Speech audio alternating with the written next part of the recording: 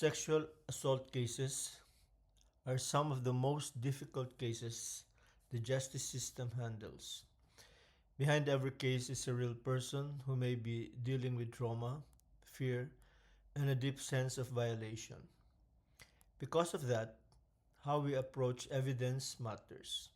It must be careful, respectful, and survivor centered, while still protecting fairness and due process for everyone involved. Medical legal evidence helps the court understand what may have happened. Doctors document findings, collect forensic samples, and record observations that may support survivors' account.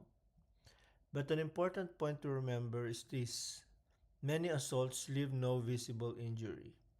The absence of physical findings does not mean an assault did not occur. For lawyers, this means we must understand the medical evidence, handle it responsibly, and ask questions with professionalism and sensitivity. At the end of the day, medical legal evidence is not just about proving facts. It is about helping the justice system search for truth while respecting the dignity of everyone involved. In sexual assault cases, medicine and law intersect very closely. After an assault is reported, the survivor may undergo a medical legal examination. Doctors document injuries, collect forensic samples, and preserve evidence. Those samples are analyzed in a laboratory, often through DNA testing. Eventually, the doctor may testify in court as an expert witness. So the path of evidence typically moves from the medical exam to the laboratory and finally to the courtroom. These laws define when sexual contact becomes criminal and how medical findings are used in court. The Anti-Rape Law of 1997 defines rape and reclassified it as a crime against persons. The law recognizes rape by sexual intercourse and rape by sexual assault, meaning both women and men may be victims. The age of consent is now 16 under RA 11648, strengthening protection of minors. The Rape Victim Assistance Act mandates medical and psychological services for victims. Medical experts testify in court under the rules on evidence governing expert testimony. Purpose of the medical legal examination. The medical legal examination serves three main purposes. First, it documents injuries consistent with sexual assault. Second, it collects biological evidence such as semen, saliva, or epithelial cells for DNA testing. And third, it records medical observations that may support or clarify the victim's account. Importantly, the absence of physical injury does not negate rape, because many assaults leave minimal physical signs. Types of medical evidence. When people think about rape evidence, they often focus only on genital injuries. But in reality, doctors frequently find injuries elsewhere on the body. Bruises on the arms, scratches, or defensive injuries on the hands may show that the victim tried to resist. These findings help reconstruct what may have happened during the assault.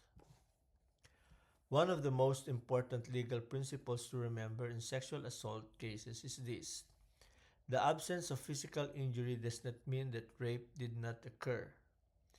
Many survivors experience fear or intimidation that prevents them from physically resisting. Others may comply because they believe resistance would put them in greater danger.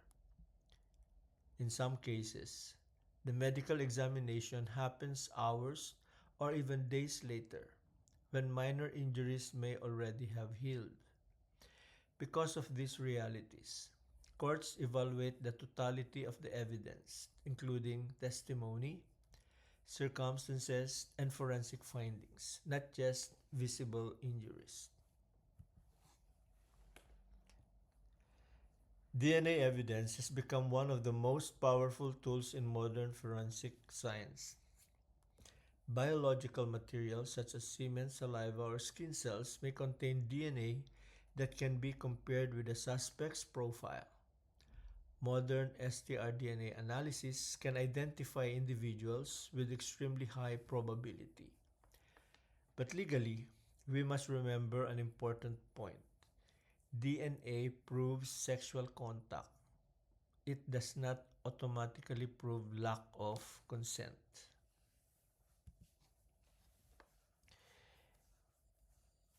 Forensic evidence must be preserved carefully. Sexual assault kits collect biological samples and trace evidence. Clothing should be stored separately to avoid contamination. Photographs document injuries for later court presentation. Maintaining a reliable chain of custody ensures that the evidence remains admissible. When a sexual assault is reported, the collection of medical evidence must be handled carefully and professionally. In the Philippines, this process is performed by medico-legal doctors or trained physicians, not by police investigators. Although it may also be the case that some police investigators or members of the PNP are medico-legal officers. This is important because the examination involves sensitive procedures and must protect the dignity and safety of the survivor. A sexual assault evidence kit contains specialized materials used by physicians to collect forensic samples during the medical examination. This includes sterile swabs for vaginal, anal, and oral areas, which may capture biological traces such as semen or saliva. The kit may also include fingernail scrapings or clippings, since DNA from a suspect may remain under the survivor's nails after a struggle. A pubic hair comb and collection envelopes are used to recover loose hairs that may belong to the assailant.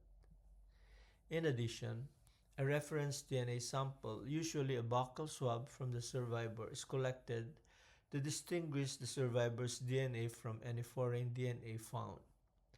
All materials are placed in labeled evidence envelopes to preserve the chain of custody for forensic analysis. Medical legal importance in court. In court, medical legal evidence plays several roles. DNA may identify or exclude a suspect. Medical findings may support the survivor's testimony, and documentation of injuries may help explain how the assault occurred. However, courts evaluate this evidence together with testimony and other facts, not in isolation. Finally, ethical care is essential. Sexual assault survivors may be experiencing intense trauma. Medical professionals and lawyers must practice trauma-informed care, maintain confidentiality, and avoid victim-blaming attitudes. Respect for dignity and autonomy is not just ethical, it is essential for justice. Key bar and practice takeaways. In rape and sexual assault cases, the courts often rely on a combination of testimonial and scientific evidence. Medical findings, such as documented injuries, genital examination results, or the presence of biological materials, do not automatically prove the crime, but they can corroborate the victim's account and strengthen the overall credibility of the narrative presented in court.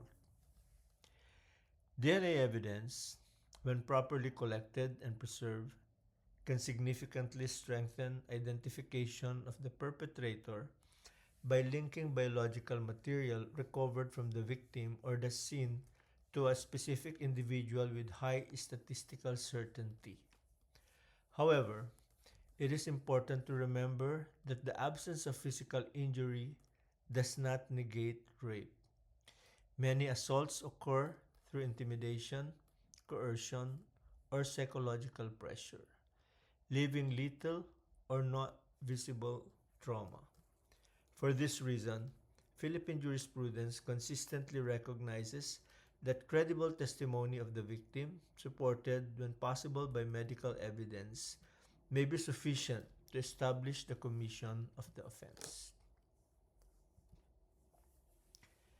This is the end of the presentation.